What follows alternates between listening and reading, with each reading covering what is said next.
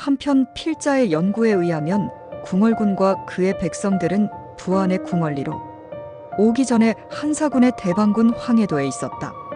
태수는 나 246이고 삼국시대 위나라의 인물이며 삼국사기에는 이름이 왕준, 관직은 삭방태수로 나온다. 궁주는 황해도 지역의 대방 백성과 연관성을 가지고 있으며 또한 광개토왕 비문에 나타난 한강 유역의 수많은 예맥족계 집단과도 연관성을 가지고 있다고 할 수 있다. 특히 중국 쪽에서 유입된 예족에 흩어진 유대 디아스포라들이 유입되어 토착 세력인 맥족곰이 토템과 합해지는 과정에서 한반도로 도래하였을 가능성은 크다. 앞에서 언급한 것처럼 일설에 따르면 백제의 소선호는 졸본 사람인 연타발의 딸로 장사를 하여 큰 경제력을 형성하여 그 힘으로 고구려 건국을 도왔으며 추무왕과 혼인하기 전에 북부여의 왕 해부루의 서손인 우태와 혼인했다고 한다.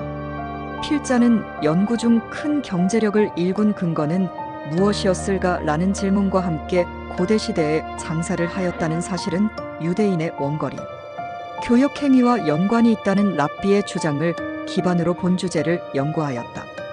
북부여에서 고구려 또한 백제비류 백제가야 일본으로 연결되는 유대 디아스포라 이동의 종착지인 일본에 상대적으로 많은 유대적 흔적들이 있어 이를 기반으로 역으로 올라가는 연구를 통하여 이들이 유대 디아스포이며 그 중에서 특히 백제에서 넘어간 하타씨는 유대 초대 기독교인이라는 결과를 도출하였다. 또한 김수로왕의 탄생 설화에 황금에 관한 이야기가 있고 장거리 교역의 적절한 고가품들을 유대 상인들이 주로 취급하였다는 점과 JEWELLY라는 말의 어원의 주의시에서 왔다는 주장들이 유대 디아스포라의 한반도 도래를 가능성을 연구해 나가는 작은 실마리들이었다. 무엇보다도 필자는 연구 중 놀랍게도 북부여의 왕들의 이름이 히브리적이라는 점에서 눈을 뗄 수가 없었다.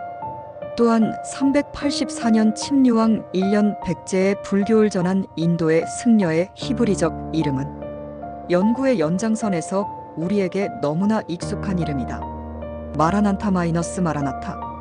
북부여의 해모수왕, 생몰년 미상은 부여 및 고구려의 건국. 신화에 등장하는 천신 또는 천신의 아들이다. 부여의 신화에서는 헤브루왕의 아버지인 해모수나 동부여의 헤브루라는 히브리어적 이름은 우연으로 돌리기 어렵다. 이는 북부여와 연관된 예족 계열의 유대 디아스포라들이 유입된 흔적을 보여준다고 할 수가 있다. 또한 소선호가 상인으로 제물로서 고 주몽의 고구려 건국을 도왔으며 연타발이라는 소선호의 붙인 이름은 이즈모에 정착한 것으로 보이는 동부여에서 내려와 포항에서 도일한 연호랑 세오녀의 이름과 연관성이 있다. 신라 8대 아달라왕 4년 정유 157년 고대시대 같은 성을 쓴다는 것은 우연은 아니다. 특히 고대시대 실크로드를 통한 중개 무역은 서양에 흩어진 유대 디아스포라의 회당들을 중심으로 연결된 주로 유대 디아스포라들이 하였다고 한다. 그리고 유대 디아스포라들에 의해서 주도된 해상의 교역은 회당의 랍비들이 원거리 교역을 보증하는 것으로 원거리 교역이 유대인들의 전문 분야가 되었다.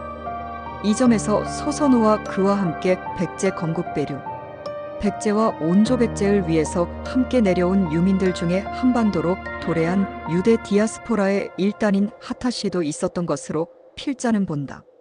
이들은 마한 지역을 넘어 한반도의 남단까지 내려갔다. 이들의 영역은 유대 디아스포라들의 묘제인 전방후 원본 옹관묘의 분포지와 놀랍게도 겹친다. 전술한 것처럼 또한 다른 한반도 동쪽 루트를 통해서 포항에서 일본의 이즈모로 넘어가 일본에서 많은 유대적인 정황적 흔적을 남긴 이들은 연호랑 세오녀 한반도 서쪽으로 이동한 유대 디아스포라 그룹과는 다른 그룹이다. 한편 하타씨의 도일 연도를 연구하는 가운데 일본 서기 283년 285년과 다른 주장이 있는 것을 접했다. 특히 이주갑 인상설은 일본의 역사 연대를 끌어올리려고 일부 사실을 120년이 갑자가량 앞당겨 기술했다는 가설이다. 이주갑 인상설을 기반으로 광개토대왕 374-412의 399년의 남방 공략에 대한 역공으로 왜구들이 배를 타고 고구려가 장악한 대방군을 공략한 것은 궁얼군의 백성들의 흔적을 대방 지역 황해도구월산에 있는 궁얼산에서 찾아가는데 도움이 된다.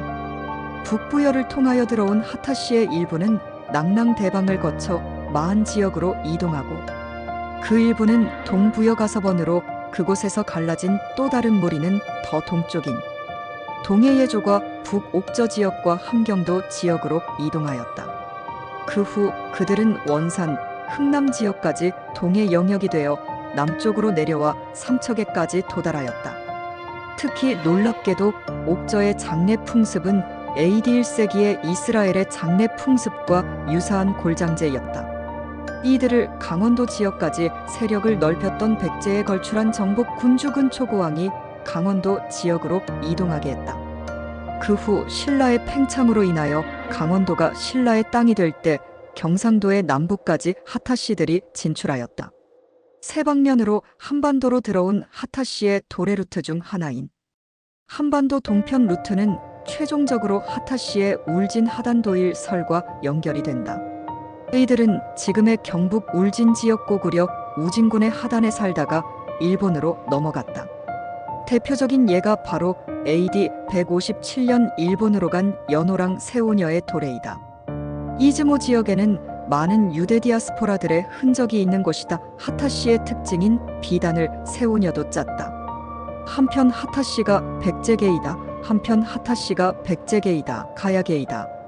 또는 신라계라고 하는 주장이 다양하게 제기된다. 이는 하타시들이 사만의 여러 지역에서 시대별로 다르게 한반도로 도래하여 일본으로 도래하였기 때문이다.